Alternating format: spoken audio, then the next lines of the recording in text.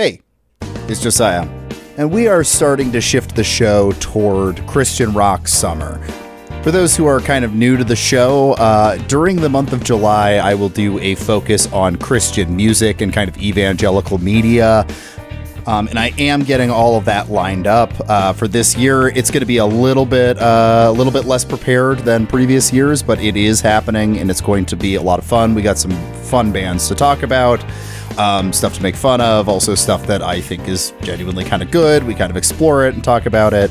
But as we're starting to shift those gears, I thought that it would be good to have a conversation related to evangelicalism, but kind of its own distinct evangelicalism. This was an interesting episode because the figure that we talk about today doesn't actually fit in easily with the kind of broader evangelical establishment and kind of the political movement that comes out of white evangelicalism, which so much of the show has focused on.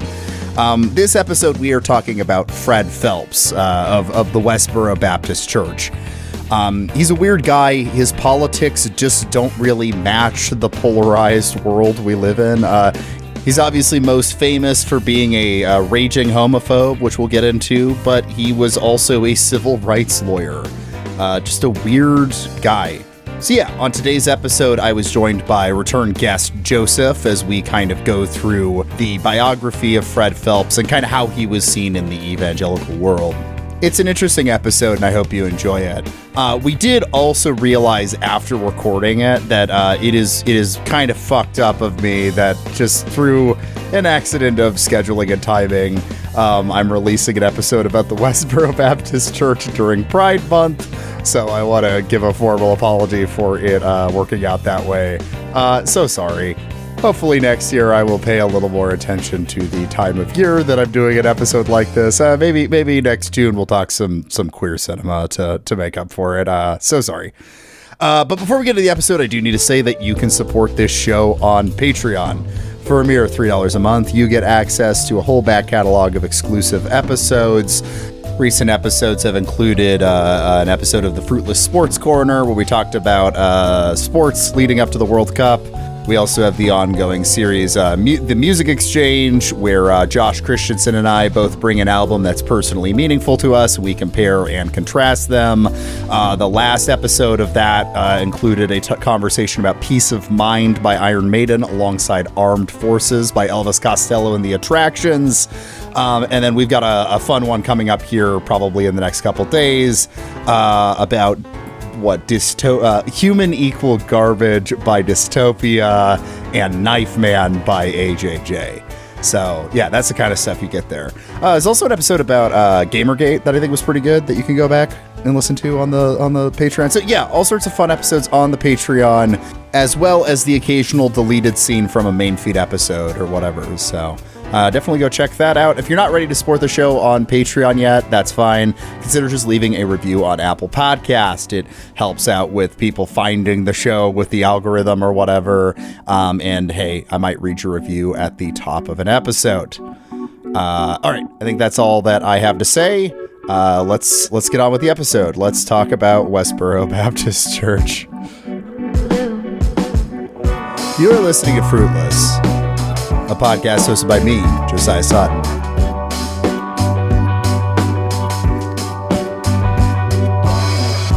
This is episode 89, God Hates Fred Phelps, featuring Joseph.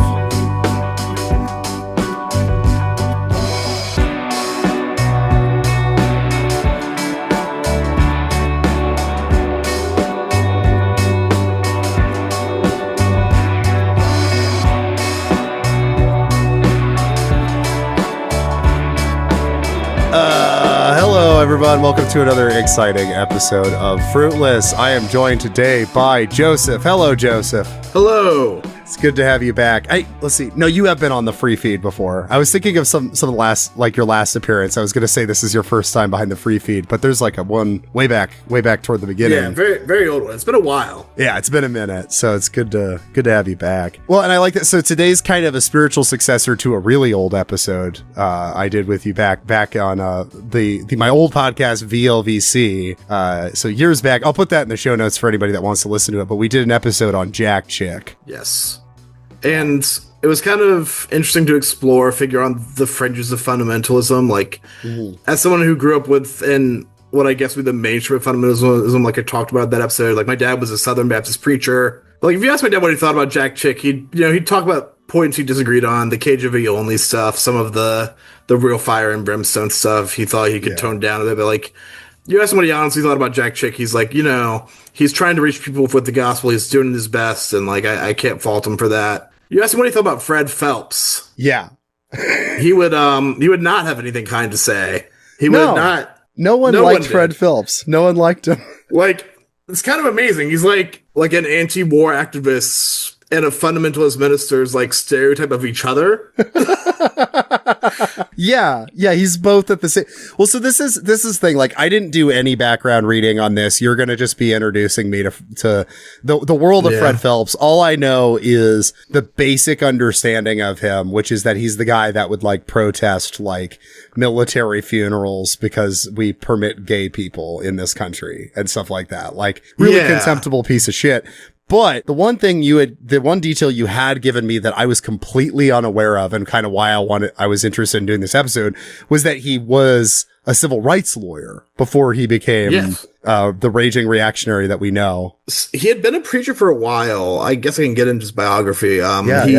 So he graduated high school at 16. He wanted to enroll in West Point, right? He had a placement and everything, but he was too young to attend, so he took a gap year. During his gap year, he got born again, switched from Methodist to Baptist, which was a big deal for his family, and decided to go to Bob Jones instead. After a year at Bob Jones, he's already ordained at 17. Jesus Christ. Like, I went to an ordination of a 26-year-old recently, and I'm like, I guess that's reasonable, but I don't. Like, it feels part of me that's like, it feels weird to know a priest that's younger than me now, but what can you do? That's 26 is reasonable. 17 is like, no one should be in that position at 17. Oh, but that's such a Baptist thing too. The like, I don't know, or like a really, really low church thing. It's just kind of like okay, you read the Bible.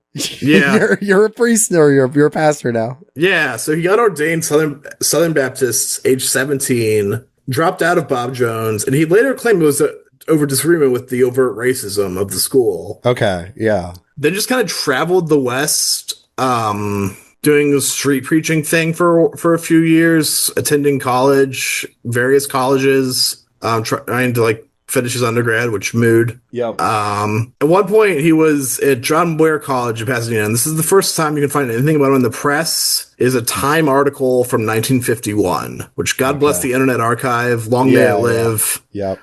Someone archived it back when they had their archives public, and now I have to pay for that shit. Basically, he was studying engineering, and he got into conflict with the administration. They suspended him and forced him to take his preaching off campus. He was like, I knew a lot of people went to a community college in Dayton where they had a guy they called Quad God. Oh, it's like a campus straight preacher. Oh, I feel like, and I guess he was like the equivalent at John Ware College. It's something you only find at secular colleges, I think. Like if you went to Christian schools, right? No, I was homeschooled, but with my college was technically Christian, but barely. It was like historically a Methodist school, but I went to community college for the first couple years, and we did have like a couple street preachers that would come and harass people periodically. Yeah, so he was that guy. Yeah. I have a quote from him over and over, or from the article, over and over, he announced sins committed on campus by students and teachers, promiscuous petting, evil language, profanity, cheating, teachers' filthy jokes in classrooms, pandering to the lusts of the flesh. A lot of ellipses in there, but you see like this fixation on sexual sin from very early on. Yeah. That's interesting. So he's just like ranting about like professors talking about sex in classrooms. Like that's what he's preaching about. Okay, cool. Yeah. He gets married in Arizona and then winds up in Kansas where he's most associated with. He's from Mississippi originally. Also, his father may have been a Klansman. That's like just a little detail in one of the things like that was later claimed. Interesting. Well, that's interesting based off where we're going with this too. So he did rebel against the racism of his surrounding and upbringing, which is weird. Right. Like whether his father was a Klansman or not, like that could have just been that could just be family lore, Like, I think the source didn't seem super solid on that from what I read. But like, he still grew up in Mississippi in the 30s and 40s as a white man. Yeah, he's surrounded by racism for sure. Yeah. It's spiritually true, perhaps, even if it's not true. His dad was a railway detective, so a cop. So cops and the Klan go hand in hand. As the chant goes. So when he winds up in Kansas, he becomes an associate pastor of an independent Baptist church, different from Southern Baptists. Like, they're not denominationally affiliated. Yeah. But they like him enough. They put him in charge of a church plant in Westboro. Which is, you've heard Westboro Baptist Church. This is that guy. Yeah.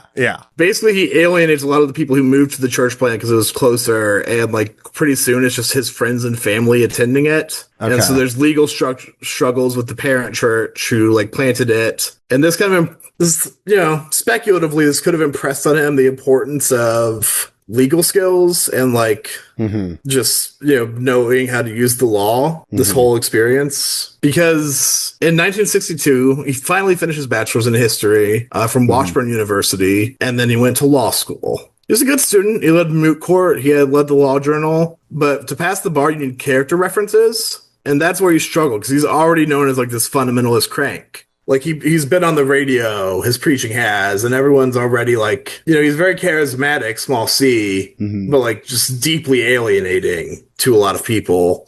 And so like he struggled with that part, but eventually he does pass the bar and goes into civil rights law. Okay. Yeah. I don't know. So what extent have you seen like why is that the issue that he split from kind of the conservative establishment on while he doubled down so hard on the other stuff? Do you get a sense of why that is, or? I mean, he just seems like a very eclectic guy who held firm to his own opinions, and sometimes he was still this weird fundamentalist. One of my favorite example of that from his legal career is he filed a suit against the Reagan administration because they appointed an ambassador to the Vatican. They said that violated separation of church and state.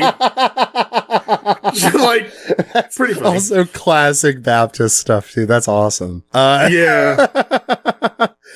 Okay, so it's maybe it's not that like he's just he's breaking from conservative views on this for that time, but more that like he's very maximalist about his moral positions. And so like it's not just that he's going to be like a lot of people at this time and later on, like a lot of fundamentalists will be like, yes, homosexuality is a sin. He's going to take it a step farther and be like, no, it is like the sin, Right. Yeah, he's maximalist on the positions, but then on the flip side, like he clearly sees something wrong with racism. So he's like, well, that's a sin. Not good. Don't do it. And within American Protestantism, you have like kind of two contradictory understandings of America. Like you have the shining city on a hill, and you have America as Babylon. Yeah. And like most people just kind of embrace, or most fundamentalists anyway, will embrace just a weird dialectical synthesis, emphasizing one or the other based on whether or not a Democrat is president. Yeah, I think the 90s is like helpful in understanding when how they navigate that distinction. Because in the 90s, it would be like America, the nation, is a shining city on the hill. America's government, i.e. Bill Clinton and the globalist agenda, that's Babylon, Right. The United Nations, the more internationalist aspects of America, that's Babylon. And I think he never saw it that way. He saw from the beginning in ways both real and completely fucking imagined that this is a depraved society. And like he really emphasized that throughout his career. And like occasionally it would be used for good. He so his most high profile case, right, was representing plaintiffs in Johnson v. Topeka Board of Education in Italia, basically arguing that Topeka's city schools had failed its obligations to desegregate under Brown. Okay. And he supported busing as a solution, potentially. So this settled out of court. The district did not admit any wrongdoing, but they got a settlement of $19,500. Now, a majority of that, $12,400, went to Phelps, which raises an interesting question. Was he just in this for the money? Yeah. Was he just a fucking grifter? Yeah. And that's what one of his sons who left the church has claimed, was that, like, he was always a racist. He just got into civil rights law because he saw it as a source of money. Yeah, maybe he saw the way the winds were going, too, with desegregation or whatever, and it's just kind of like, I could just be on the side. He was also never a guy to go which way the wind was blowing. Like, that's also true. Yeah. I find it hard to believe. on one hand, like, you have the two accounts of like, did he say the N-word behind closed doors? Was he really a racist? You know, and those come from two of his children, one of whom became a spokeswoman for the church, the other of whom left the church and like became, public atheists, right? Mm-hmm. I'm obviously more inclined to believe the latter, just on basis, but also like in trying to reconstruct his character, I don't know. Yeah, because, okay, fine, he's a grifter at this point. I mean, at some point he stops being a grifter then, because he's clearly taking very unpopular positions that are not raising him money, as far as I can tell. He's a small C charismatic preacher with a very sharp legal mind. If all he wanted was money, he could have found a better way to get it than doing what he did. Yeah. I mean, is even within the religious world. Hey, get into TV, bud. That's what all the other grifters are doing around this time, Like, right. Like, get into TV or like, I don't know, corporate law or some shit. Like, whichever, like, you can make more money than doing what you're doing. And like, a lot of Black leadership like really admired him for a time. Mm-hmm. Jack Alexander, right? Civil rights activist in Topeka at the time, noted he would take cases that other lawyers wouldn't touch because they saw a slim chance of getting paid. That sounds like a guy going off his principles. Yeah. Like that's my take. Like, and I don't want to like speak to his son's motives and like, I ultimately, I don't know, but just in trying to reconstruct his character, like it seems to me like he seems to be consistent in both. I'll put it this way. He's not the kind of guy who seems like he would call you a slur behind your back. If he wants to call you a slur, he's going to do it and do it very public and do it on national TV. There are not, Fred Phelps is certainly in the list of like people who are most well known for saying a slur in public. Like if you made a list of people that's the main thing they're known for, Fred Phelps would be pretty high up on that, famously for God hates F slur. It's like him and Michael Richards at this point. And Michael Richards at least was Kramer. Like Fred Phelps really had nothing else in the public imagination. He was just the God hates F slur guy. Like that's yeah. But yeah, it's easy to know where this story goes and then to project that onto this past here. But it is like weird that and this kind of speaks to fundamentalism's kind of weird history in America overall, because like fundamentalists lining up with the Republican Party was not a given, and really I don't think was ever fully accomplished until really recently, if at all. Yeah. It was always a tense coalition, if that. He actually ran for office several times as a Democrat. Right. 1966 he ran for state house, and his peak was like 31% of the vote in 1992 Democratic primary for Senate, which would have just been like token opposition to Bob Dole. Okay. Whom you may know from my favorite Treehouse of Horror. Bob Dole wasn't like this. Fun fact about his political advocacy and like electoral work. 1988, Democratic Party is like kind of reeling after 8 years of Reagan, trying to figure out how they're going to get back in there. And like, it's basically between like Jesse Jackson with the progressive visions and a bunch of moderates who would become famous later, and Michael Dukakis, who ultimately won the nomination. But like Joe Biden and Al Gore were also in there. Yeah. You want to guess who he supported? Was he a like Jesse Jackson guy? No. He was an Al Gore guy because Al Gore was homophobic at the time. That's so funny. Like to the point where his son, Fred Phelps Jr., was like a delegate for Gore at the 88 convention. What? Same convention where, I could be wrong about this, I didn't look this up, but I believe Bernie Sanders was a delegate for Jackson. Yeah. So like they were in the same room at one point, like in part of the same political process. That's so surreal. Yeah, but like by that point, like he really was like, he had been disbarred at that point. Over an incident where he was pissed at some woman for like failing some legal procedure and sued her and like cross-examined her, calling her a slut and other shit. And like, cool, just like really dug into her personal life and her perceived sexual improprieties. And this got him disbarred. So like I think it was 1979 he got disbarred. I could be wrong about that. It was like 70s or 80s. He's disbarred. He's no longer practicing law. A lot of his children would become lawyers, which is important later. Al Gore supporter in 1988 turned against him once he started running with Clinton, because Clinton, Mr. Don't Ask, Don't Tell, was seen as like too far on gay rights. Yeah. Okay. Yeah, interesting. Okay, so yeah, again, from what I know right now, it feels like the most consistent interpretation of his stuff is that he's just got a maximalistic moralism in how he approaches everything. And so he just so happens to be correct that racism is wrong, but he's also insane about sexuality. And so like, he's going to, like you said, just like accusing some woman of being a slut or whatever. I guess is like, makes sense in a perverse way where it's like, if you read the Bible cover to cover and like we're trying to apply it to modern society, like you would see a non-alignment in how, sexual mores.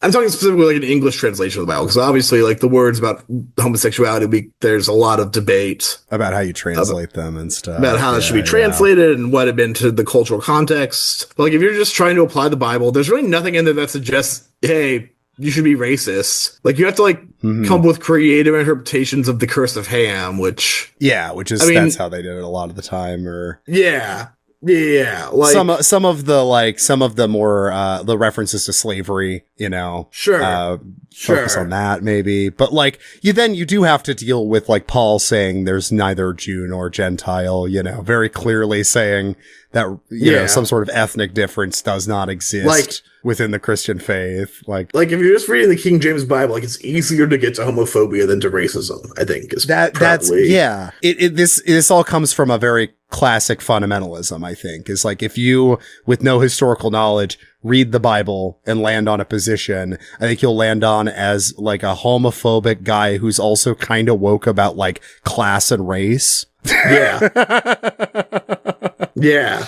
Like, and that's what happened to him. So I talked about his run for Senate in 1992, which was like his electoral high watermark, 31% of the Democratic primary vote in Kansas, which was already like a deep red state. By that point, they had already started picketing shit, the church. Okay. Their first picket was in 1991 of Gage Park, which is about a mile north of the church. And they claimed it was like a big cruising spot. After supposedly one of his grandsons had been propositioned there by a man. Okay. Wait. Yeah, I mean, I'd like to know what really happened there if it actually was. Even if it is how he says it, that is an insane escalation to be like, this is the place where my grandson got propositioned. So it's the place's fault.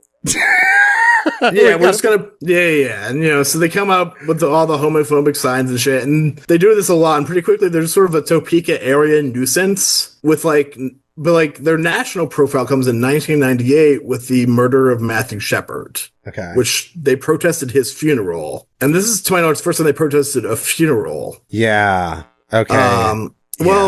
Actually, no, they'd been protesting like random AIDS victims before that, but like it didn't get media attention, which is so fucking despicable. But I only have a passing understanding of the Matthew Shepard thing. Do you know what happened? That was a gay guy was murdered, right? It was like a hate crime, right? Okay. It was later reported as contested, the hate crime characterization. Like some say it was just a robbery gone wrong. I will say this: like I live in a city with a lot of drug related robberies. Mm-hmm. You don't generally hear about victims beaten half to death and put on display, tied to a fence post. Yeah, that sounds like a lynching. Unless there's something going on. Yeah. So, right. Okay. Yeah. And regardless of if it was or not, and I'm on the side, probably was, at least to some extent. The whole point is that it's perceived as one. It's reported as one. Right. And so he's deciding this is a watershed moment, and people being like, maybe this homophobia stuff we're all doing casually has consequences. Yeah, and we should tone it down a bit as a society at least. And obviously Fred Phelps is, wants to go in the opposite direction. So he pickets the funeral and he gets on CNN. I didn't realize that Westboro was around this long, because that's like late 90s, right? Oh yeah, no, they were founded in the 50s, I believe. Wow. Yeah, here, I've got it up here. Well, I guess I associated their political activism with when I was a kid, but I guess they must have gotten started earlier than that. Well, tell me about what you remember from when you were a kid. Because like you said, you grew up with very little knowledge, but you were a millennial who heard the news at some point. And nobody I was around liked him. I know that. No one defended him. And I think part of it is just because it wasn't just that he was homophobic, but he did it in a really nasty way. That the impression was that he gave a bad name to us, good evangelicals. That was kind of the way he was talked about. So I recall him protesting, veterans funerals. That was the thing I mostly heard about. Right. And, I guess I don't have a date on that, but I guess I kind of associate with like the late 2000s, early 2010s. But yeah, that started in 2005. Okay. Like summer of 2005, someone gets the idea because like, after 9/11, him and Jeremiah Wright are both preaching goddamn America for very different reasons. Yeah. Yeah. And he sees 9/11 as punishment from God. I mean, he sees every disaster as punishment from God for America, except in gays. And for what it's worth, this isn't like that rare of rhetoric to be floating around in the evangelical world at the time as much as it sounds. Because who was it? Was it Billy Graham? Maybe Franklin Graham. I think it might have been Frank. Hey, this is Josiah from the future editing the episode right now. The televangelist that we were trying to think of was Jerry Falwell Sr. and Pat Robertson. Okay, back to the episode. One of the big evangelical leaders I know made a very similar comment about 9/11 being the result of gay people in the country. I mean, not to mention, I remember the comments people made about like the hurricanes and stuff and earthquakes and stuff in Haiti being a result of like them practicing voodoo. This rhetoric was floating around at the time. I knew a girl at my Christian school who had adopted brothers from Haiti who said that shit. And I'm like, oh God. Fuck. Oh God. That's so gross. Oh my God. Yeah. Anyhow, like, I think it's because he's so embraced the America as Babylon thing. Because even for people who thought, well, 9/11, this could be God telling us to cut out the gay shit, there's still this rally around the flag effect.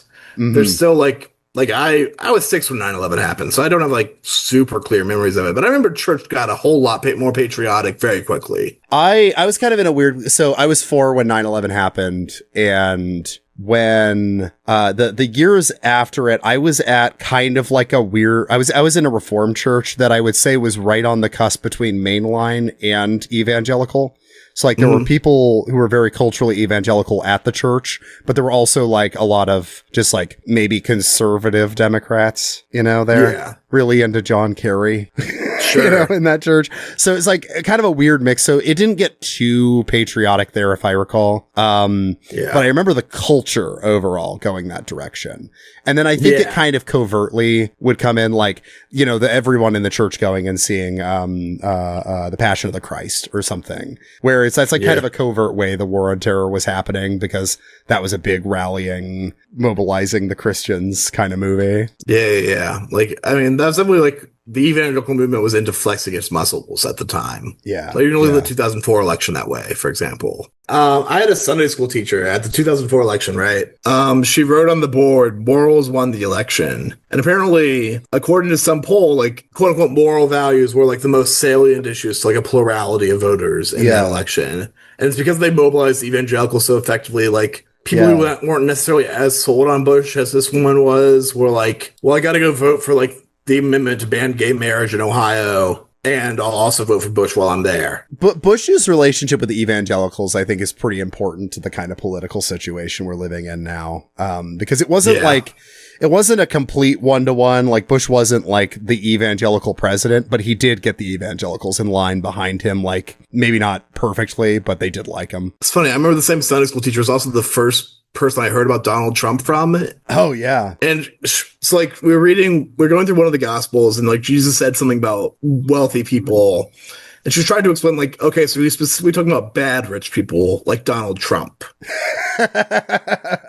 And like she talked about, he's been divorced so many times. He's cheated on all his wives. He's like he doesn't even manage his money well. Like he's gone bankrupt so many times. Like he's a bad rich person. That's who Jesus is talking about here.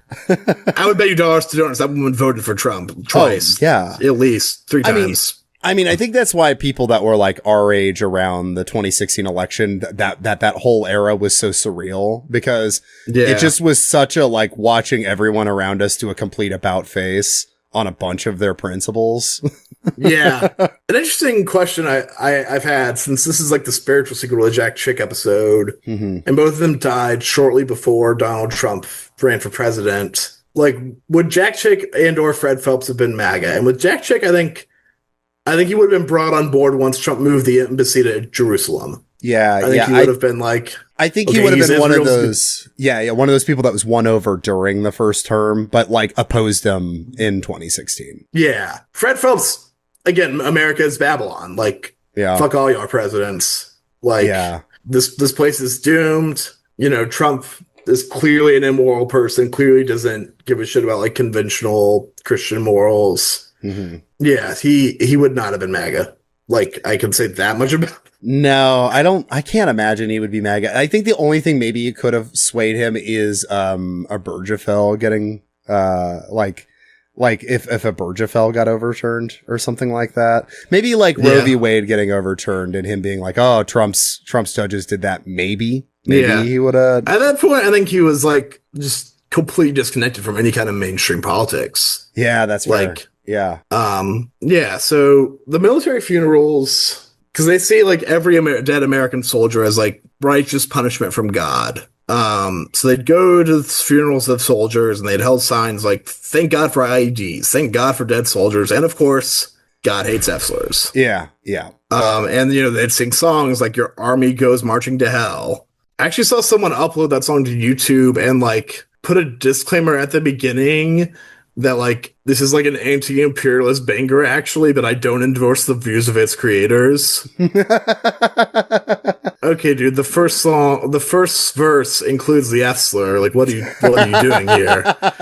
Like, even if you're part of the minority of Americans who are like negatively polarized against all the patriotism of the post 9/11 years, which is, I think a good impulse, even if maybe you took it too far. If you're like, every soldier who died deserved it. You're part of a tiny-ass minority that's winning few converts, and you're unlikely to be cool with virulent homophobia. Yeah. And if you're cool with virulent homophobia, you're not going to be cool with, like, anti-Americanism. Yeah, I think the country is more polarized even now than it was then, which is saying something because I think it was pretty polarized then. But, like, I don't know. Like, I cannot imagine what somebody that holds Fred Phelps' views would be doing now. You know what I mean? Because, what would anti-war but virulently homophobic person be doing right now? I don't know where you would land or be. Yeah, because like we're not losing that many soldiers anymore. Like he's lost that because that actually was a money making source for the church. Was like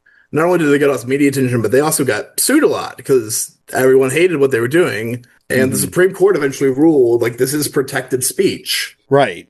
Right. Like, so, they would countersue people who tried to like interfere with them. They would do like, they found a way, because even if Fred Phelps was disbarred, a lot of his kids became lawyers. So like they were adept at like using First Amendment law to their own advantage. It's interesting. There was an article by David Bentley Hart when kind of at the height of WBC's activity, in First Things when he had a column there. It's so funny. He used to have a First Things column. Very funny, very funny. It is so funny though. These more like left-wing leaning religious figures that like briefly had, because like Howard Wass, I also think of, had some writing in First Things at one point. It's very weird. Yeah. But basically he was like, had this tongue-in-cheek thing where he's like, all right, free speech absolutism is dumb, but like, I don't agree that there should be no way to censor expression that everyone finds just repulsive in polite society. Like, I think there should be, some way to like stop these people from protesting fucking funerals. But if that's if that's beyond the pale, if that's like not something our constitution will allow, why don't we legalize dueling again? Because you're gonna say this shit should be some legally sanctioned way for someone to kill you for saying it. Like that seems fair to David Bentley Hart of 2006 or whatever. That is a very classic David Bentley Hart like semi-contrarian take type thing. Yeah. The war on terror winds down, and like it's just there's not as many veteran funerals to protest. He does protest like celebrity funerals. I saw one article that's talked about the church protesting the funeral of Fred Rogers, Mr. Rogers. Yeah, what the fuck? Which the article said it was because Mr. Rogers failed to warn children of the dangers of sodomy. But I mean, yeah. But also, like, I guess to give some context, like, Mr. Rogers was also an ordained minister. Mr. Rogers promoted gay inclusion within the church. So, like, there's more reasoning there, but I guess that's what the journalist went with, is, like, he failed to, which, like, how would that have even, like... What do you want these to look... Do you want, like, him to go on a homophobic tirade while, like, I don't know... playing with a toy train in front of you. Like, what do you? Yeah, no, it's absurd. But like, they would protest like celebrity funerals, just do anything to get attention. They, of course, protested Kevin Smith's Red State. Oh, right. Well, because like, it was about them. Yeah. So like that episode kind of renewed my interest in doing this, just because like hearing y'all talk about it just reminded me, oh yeah, I pitched this a while ago. I should circle back on that. It's perfect. I mean, and I think the thing for me, like with Fred Phelps, is like at the time, I think we really thought of him like I was saying earlier as like kind of a caricature of evangelicals. And so, I really remember, like, because of them doing the celebrity funerals, that kind of jogged my memory that I feel like a lot of the tabloid press was focused on them for a while too. And so like they were just very, or paparazzi or whatever, celebrity news, got like TMZ, I think, if I recall correctly, like that kind of press was focused on Westboro. And so there was this kind of impression that it's like, yeah, this is the Christians they choose to gawk at because they're crazy, but they won't listen to us reasonable ones, here in the Midwest. Right. And different part of the Midwest. Yeah, different. And I was thinking of, so I don't remember if we started recording or not, but there's this website that scared me when I was a kid. That's Jesus-is-savior.com, which is still up, I've discovered. Oh my God, I gotta check it out. Yeah, I remember this website. The reason it scared me is because it was like this rabid fundamentalist website that I stumbled into.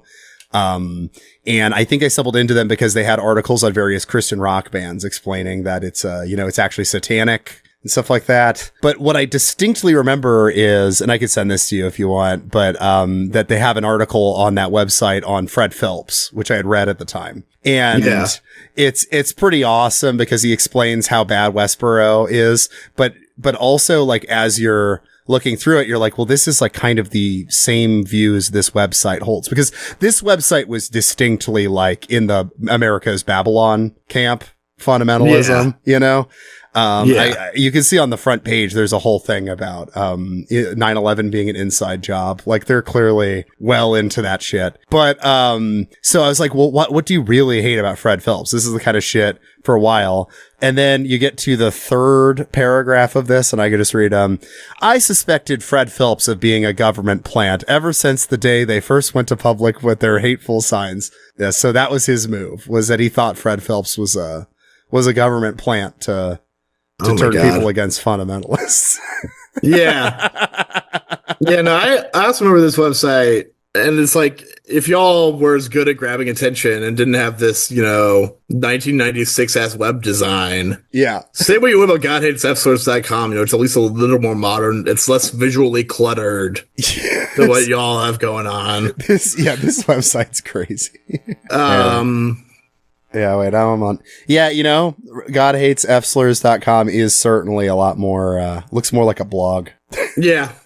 Which is really funny. Oh, they have a Truth Social? Oh my God. I guess, like, they have a Truth Social and a Twitter, or an X. I'll call it X when I'm referring to theirs. Yeah. They don't have a Blue Sky, though. No, they're on the social networks that won't ban them at this point, I think is their MO. For a while, their Twitter, back when it was Twitter, was handled by a granddaughter of Phelps, Megan Phelps Roper, who eventually defected from the church. Yeah, I remember this trajectory because she got weird in a different way, right? She did eventually start a podcast called The Witch Trials of J.K. Rowling. Which is like, yeah, man, everyone's coming after this woman. First, it's the Christian fundamentalists, and then it's, I think I was in college when this was happening with her, where, she defected, and then she did like NPR and stuff like that. She like did runs with like all of the various like more live outlets. She had a big New Yorker profile that was like pretty useful source for this. Yeah, like she really was like I left this, I got out of this. Here's now I tell it all. She's doing what what's her name has been doing lately. Actually, I feel like the chick that Elon's mad at. Why am I blanking on her name? Are you talking about his trans daughter? No, not his trans daughter. His she had his kid, right? Oh, Grimes. No, not even. Damn it. The other one. The he has so many kids. I know. So many women. It's driving me crazy because every time I try to think of her, the name Rebecca St. James pops in my head, which is not correct. It's another. Yeah. Oh, I'm sure somebody's like they're screaming at their earbuds right now. Anyway, I'll insert myself later saying the name I'm thinking of. Yeah, Megan Phelps Roper. One thing interesting I found about the church is that, like, apparently they sent their kids to public school. So I guess none of the Christian schools were good enough, so might as well. Like, all the Christian schools are teaching perverse false doctrine or whatever. Ashley St. Clair. So sorry. Ashley St. Clair. That's who I'm thinking of. All right, go ahead. Sorry. And they were, like, allowed to experience, like, mainstream media with the idea that, like, if they're pure of heart and they guard their hearts, like they're not going to be tempted by this stuff. This is just harmless entertainment. And she talked about like her like pop culture being like one of the first pangs of like getting out, which was when Brittany Murphy died, 2009, right? The actress. Mm-hmm. And it says that, but Phelps Roper had loved Murphy and Clueless, and she felt an unexpected pang, not quite sadness, but something close over her death. And this is like when people are, like people in the church are talking about like how they can like go protest their funeral, or like they're already making arrangements for that. And I just find I find it interesting how like, I don't know, that is like a poignant example like of how art can reach people. And like, especially, and I just find it interesting that like she was allowed to watch Clueless, which, as I recall, I've not seen it, but I read the Wikipedia plot summary after reading this article, has like a gay character as like a major plot point. Yeah. It's interesting because like I wasn't forbidden from like all secular media, but like especially when I was younger, and certainly when my older sisters were growing up, like it was pretty heavily monitored what was and wasn't acceptable, and that would not have been considered acceptable. Yeah, because I think even I had more limitations on my media consumption then, and I think my parents were pretty lax compared to the other homeschoolers I knew, and even then they were still limiting me quite a bit on like what I would be allowed to see or whatever. So it's I think what's interesting about Fred Phelps has been the degree to which he doesn't map onto a traditional evangelical fundamentalist. In the way that I kind of expect. Because, that's another thing I would have taken for granted, is that he would be limiting the media consumption of his kids. Yeah. This is in the same paragraph where it talks about her experience of 9/11, which was, she was in a crowded hallway for high school, and she overheard someone talking about it and just exclaimed, "Awesome." Oh, like she was like, she was deep in it, by her own telling, which, I mean, you have to be. Oh my God. I don't love her giving J.K. Rowling a platform, although apparently I've not listened to her podcast. She apparently does interview trans people as well, like try to get both sides of the story, which I think is not the correct approach, but a better one than just like, than not having any trans. Yeah. I mean, what do you do after leaving a group like this? Honestly, like, I don't know. Like, I mean, like if going on the liberal media circuit and talking to NPR and the New Yorker and starting like a mealy mouth podcast is like your life after this, like that seems like an okay way out. Yeah, well, I think that happens for a lot of people who get out of like the really extreme stuff like this, not just like evangelicalism or fundamentalism, but like, cult like intense, militant stuff, because you end up kind of having to go maybe that route because you are such an oddity that it's kind of like, well, I guess maybe the path forward is to like try to make a career out of being like the person that gets interviewed about this, you know, or has a podcast about this or whatever. I'm trying to think of, there's a book I read in college from, a guy that had gotten out of like a neo-Nazi group that he was raised in as a kid. And it was a similar thing where it's like he just, became somebody that guests saw, that kind of just wrote a book. I think I've also read New Yorker profile of this guy. Yeah. Well, if you're thinking of something I'm thinking of, something that's interesting to me and something that I think maps onto... oh, there we go. Eli Saslow. Yeah, he wrote a book called Rising Out of Hatred, The Awakening of a Former White Nationalist. That was it. Well, that's the guy I'm thinking. Was he the one who was like David Duke's godson? Oh, yeah, I think so. This was a while ago when I read this. But yeah, that's a detail. Yeah, it was. Yeah. Yeah, when I read about him, it was interesting because, like, what got him out was, like, a combination of, like, people shunning him and, like, people treating him, like, trying to befriend him, but also calling him out on his shit. Yeah, you need I think to get de-radicalized that you need a combination of both. Like you both need to like experience the social ostracization of that view. And then you need like a few people that are willing to have the conversations with you and like ask you questions about your worldview, and hopefully it falls apart. And I don't think many people are equipped to do that. Like, I don't think that's something I would recommend everybody try to do. Like if you're at college right now and you realize like your classmate is like a guy coming out of a white nationalist family, the godson of David Duke, like I wouldn't recommend you try to debate him into losing his views. Unless you have the stomach debating him isn't going to work. Like what's going to work is saying like, fuck you, I'm not talking to your Nazi ass, or like actually working to befriend him and like challenging his views from a perspective that he is going to respect because you have a relationship. Yeah. And I think that like the latter is like really, really difficult, and like not everyone is called to do that. I think it takes both. Yeah. And like if de-radicalization of these people is like something we're going to take seriously, then like, it's going to take both of those forces pushing and pulling on them. Yeah, exactly. And so like, it's kind of one of those things. It's like, if you're going to try to be the one to try to drag them out of this, you can't half-ass it. You have to like either be like their friend, and you know, I don't know if I'd have the stomach for that. Maybe at a different time in life I would, but that would be really hard. Yeah. Like it talks about one of her, for Megan Phelps Roper, like a friend she made was a Jewish guy, because they surprisingly, this weird fundamentalist cult had like some crazy views about Jews. And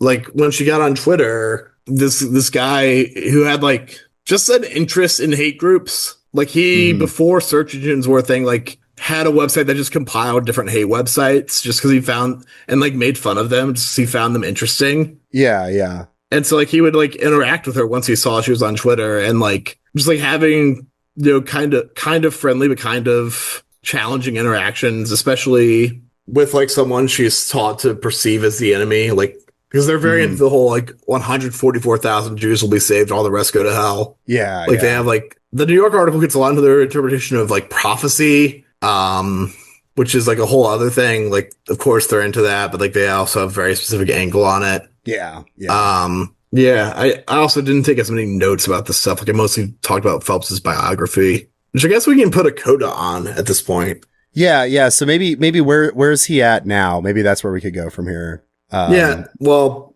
hell. Dead. No, maybe, but yeah, probably. But so what did this look like after? So he's protesting that, you know, he's doing these like offensive big media attention kind of protests throughout the 2000s and 2010s or whatever. Does he stop? Because like I mean I'm seeing that the website, the God Hates Efsler's website is active and updated. Like they are still around. His health starts declining in the 2010s, right? Okay. And probably in the late aughts. Like he's an old guy. He was born in 1929, I believe. As his health is declining, like people notice odd behavior from him. Like there's a nonprofit that purchases a property across from the church and paints him with a rainbow flag, right? It's still there. And at one point, like when he's people have noticed him in decline, like he goes over to them and says, "You're good people." And like when church members hear about this, he's excommunicated in 2013, according to like several former members. I knew he got excommunicated, but I assumed he just like somehow got too spicy for them. But it was that he softened a little bit. Yeah, which is interesting to me is like the whole "you're good people." Like because he's also like a hyper Calvinist, right? Like he believes in total depravity. He doesn't think anyone's a good person. Right. Right. So like, where is that coming from? It's like my experience with people with dementia, like they don't get softer like that. They get sometimes weirder, more hostile. Yeah, meaner usually. And he was, by all accounts, an extremely mean guy. Like obviously in his public life, but also his personal life. Like several of his children have come out and talked about him being an abusive father, which is completely unsurprising. Not surprising at all. Yeah. So like, what led to him softening? I genuinely don't know. But like that apparently was like, according to Megan Phelps Roper, that was a proximate cause of the excommunication. But also there were like power struggles in the church about like, because his daughter was a very prominent spokesperson for a while, and like people who had like different views about the role of women in church became uncomfortable with it and like started, challenging her authority and by proxy his. But the church still exists, like, as a shell of its former self. I haven't heard of any protests from them in a long time. No, yeah. But it is just like this memory that I think every millennial has of like, do you remember that church that would go around protesting soldiers' funerals? How fucked up was that? Yeah. Because, they just kind of live in my memory. Like, I don't know, because I kind of weirdly associate them with the same time period, although they started earlier than this, with like Anonymous. And I think it's because they fought is why they're associated in my head. Is that Anonymous, like, famously, like, would send them, like, gay porn or something like that, Yeah, they hacked their website. They, at one point doxed all the membership, but... Yeah, sent them a bunch of, like, sex toys in the mail or whatever, like, stuff like that. So they kind of just exist as that, like, weird memory of something that happened. And, I think they represent, like... I don't know what they represent in America, aside from maybe an old type of American Christianity that doesn't exist as much anymore. Well, that might be what lines, they are a relic of. There was an NAACP activist who called Fred Phelps a modern John Brown. It's crazy. That's insane. No, they really do just represent like outsiders to like who like use this very American language of religious fundamentalism, but like take it into a place that's ultimately incompatible with how most fundamentalists think. And like obviously like protesting soldiers' funerals was just like the bridge too far. Like I can imagine people hearing about them protesting, AIDS deaths or the funerals of AIDS victims or Matthew Shepard's funeral and being like, well, that's a bit distasteful, but they demand a point. Yeah. Like I could definitely imagine that being a response if that's all they were known for, but like they really took their beliefs to this extreme end of saying no, like this applies to, and I guess especially for me, maybe the reason, I grew up with so much patriotism. I grew up in a military town, like Dayton, Ohio is home of a big Air Force base.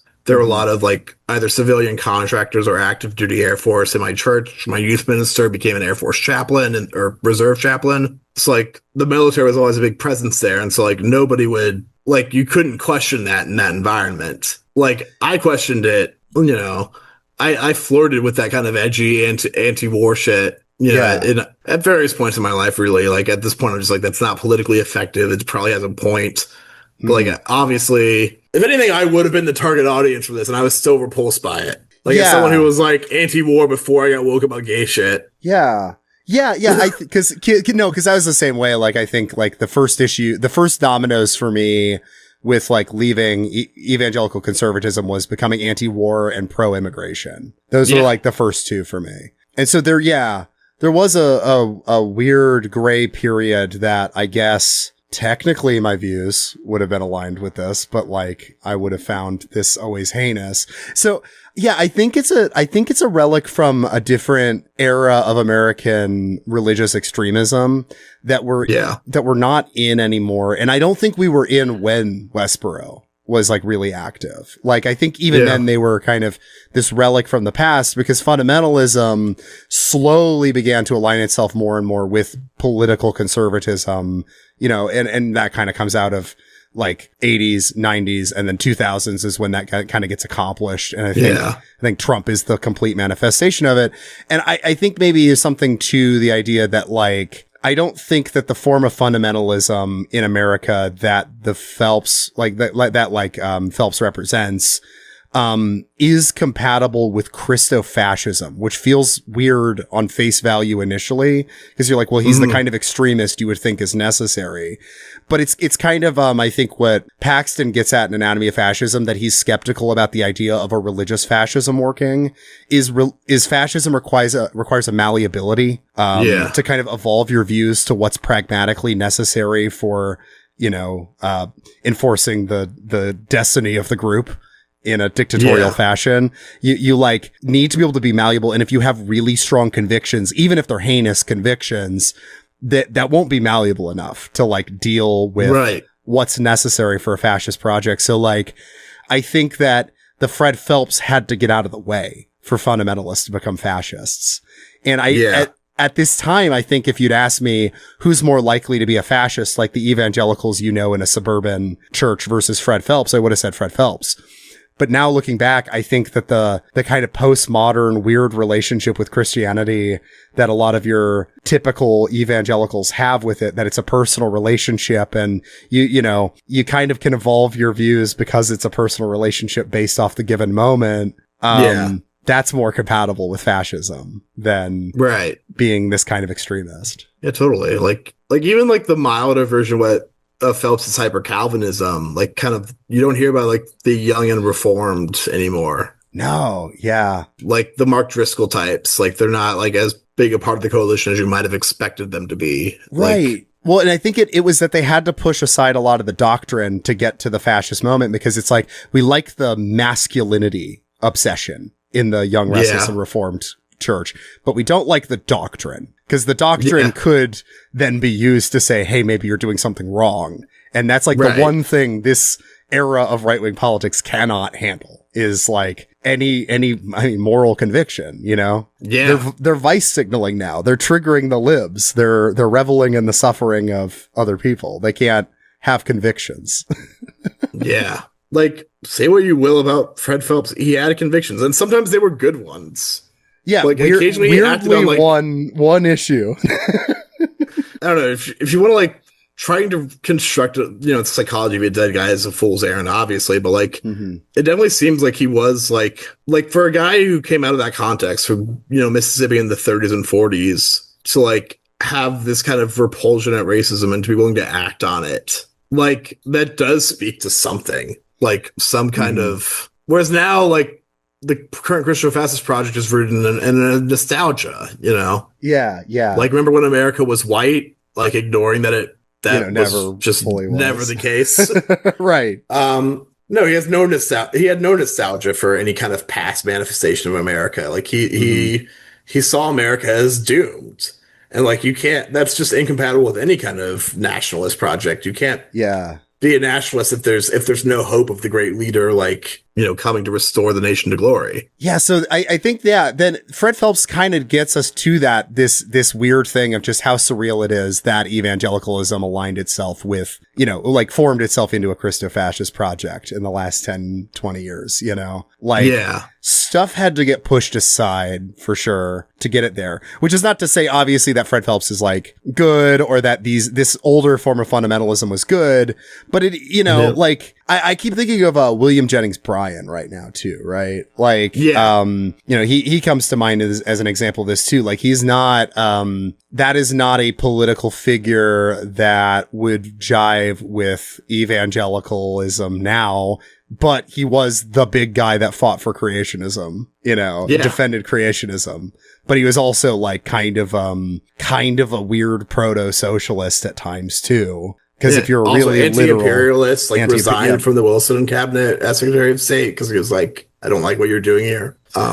Yeah, so I guess how did evangelicalism fall in love with war? I think that's the question that like comes out of this. Like, what happened? I mean, I guess you can view it as like different reactions to 9/11, right? Like you have, the vast majority, I think, were represented by like what I saw in my church was like, we support our troops and we support what President Bush is doing. And we need to avenge this grave slight against our shining city on a hill. Whereas just some people on the fringes of things just took it in different directions. They either said the shit was an inside job, like Jesus and Savior people, or they said that this was like divine punishment, and specifically like divine punishment that like we're not supposed to avenge in any way. Like we think it was maybe Franklin Graham, don't sue us if it's not. Yeah. Might have said. Yeah. Some evangelicals said, Yeah. Like I really think the Bush era, I mean, you can probably go back to Vietnam as well. Yeah. I don't actually know what the kind of evangelical reaction to Vietnam was. I mean, anti-communism is probably one of the important little things to how they got this way, how evangelicalism went this way. I do know that Jimmy Carter, who was like known as like the evangelical guy, in politics for a while, at one point, and obviously like he's a complicated figure, like he's difficult to assess one way or another. But early in his career, he had like a rally supporting one of the perpetrators of the My Lai massacre. Jesus. Yeah. Yeah. Okay. So that was always like there. that kind of anti-communism and like just opposition to counterculture. Because that's what the anti-war sentiment was associated with largely. Yeah, was like part of evangelicalism. I think with anti-communism, you have like the atheistic enemy. With the war on terror, you have the religious enemy. Interestingly, though, like Fred Phelps actually wrote a letter to Saddam Hussein in 1997. What?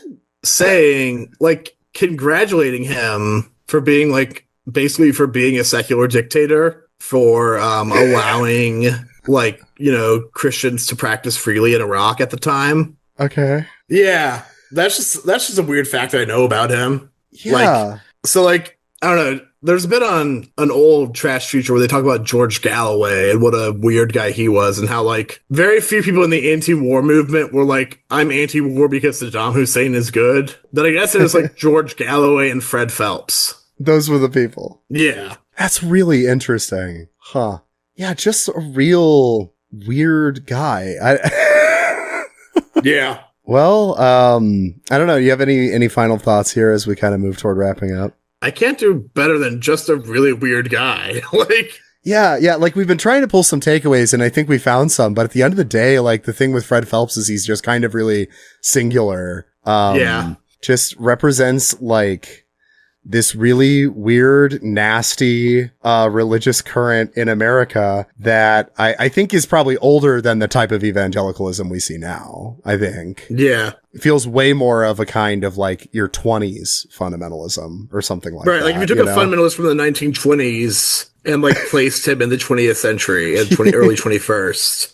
Yeah. That is basically, like, he does feel like a man out of time in that regard. Like, like if you took like a woke evangelical who was like anti-racist, hypothetically. Yeah. Which I'm sure existed back then. Like, one of those guys, they still wouldn't be cool with any of the sex stuff. That's true. That is true. And I guess, I mean, he's getting radicalized and, around the time when that's becoming the issue, like 50s, 60s onward. That's kind of like when sexuality becomes the thing. Well, and the moral issues, you mentioned Bush winning on moral issues, and then Nixon wins under the moral majority. Like there's this idea of like the moral issues, which is always code for sexual. I've never liked the phrase moral issues to refer to sexual issues, because I don't like seeding the idea that the only moral political question is sexual ones. Or ones related to reproductive rights or whatever. But I mean, so, and in some sense, I guess Fred Phelps does represent that moralism, transcending just sexual issues. But that's the thing he fixates on, because that's the thing he thinks is the crisis in this country. Because, he solved racism. So after he solved racism, it's time to focus on the gays. Yeah.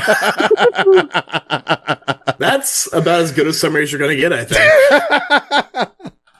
Awesome. Well, Joseph, thanks for joining. Do you want to plug anything, like anywhere someone could follow, or I don't know? I'm barely active on Twitter, less active on Blue Sky. Sorry, I wanted to like it, I just can't. It's rough. But you can follow me, Gross Online, with an __ on Twitter, no _ on Blue Sky. Mm-hmm. Come to the Fruitless Discord. Give Josiah money so you can get in there. Say, that's where you're most active. I hang out there some. Yeah. Hell yeah. Or the old Mamenberg Discord, if you could. That's get somebody. Ask me for a link, and I'll get you in there. I don't really use the Mamenberg Discord anymore, actually. Yeah, no. Discord is just like, it's where I'm most active. It's mostly groups like IRL friends, just how we keep in touch. But I do use those occasionally and post there occasionally. And if you find me there, you can DM me and tell me how I'm wrong about Fred Phelps or right or whatever. Hell yeah. Awesome. Well, thanks for joining. Yeah, no problem. Peace. Hey, thank you so much for listening to today's episode. If you like what you heard, make sure to leave a review on Apple Podcasts. It helps out with the algorithm. And if you really like what you heard, consider supporting the show on Patreon. And one of the benefits of supporting this show on Patreon is that you get your name read out at the end of every episode. So, without further ado, this episode is brought to you by our lovely patrons, who include, I am once again Philip Cozy, I drink corn syrup, Yum, Vita Breva, Avokai Brodagam, Caleb Sutton, Regular Size Horse, Small, Kyle Gannis, Moss, The Worst of All Possible Worlds, Divine in Comics, Gavin Aronson, Joseph Gross, Robert Eilman, Tension Francis, Shy, Randy Sutton, Josh Christensen, Caleb Butler, Ross Ben Daniels, Frankie Deerdrop, Martha Zumak, Benjamin Rawls, Ian Friedenberg, Ian S., James Lunt, A.A. Ron, Grouchius, Marxius, Ruthus Truthus, Electron Shed, Kitty Sparks, Alan, Dr. Shockmaster, Lord Zed, Nathan Thiessen, Scott Campbell, Linnea Sterte, and of course, Chris Barker. Thank you so much for listening to today's episode, and I will see you on the Patreon for the Music Exchange.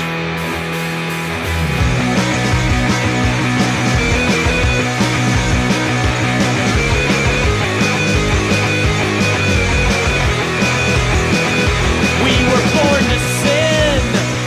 We were born to sin. We don't think we're special, sir. We know everybody is. We built too many walls. Yeah, we built too many walls. And now we gotta run. A giant fist is out to crush us.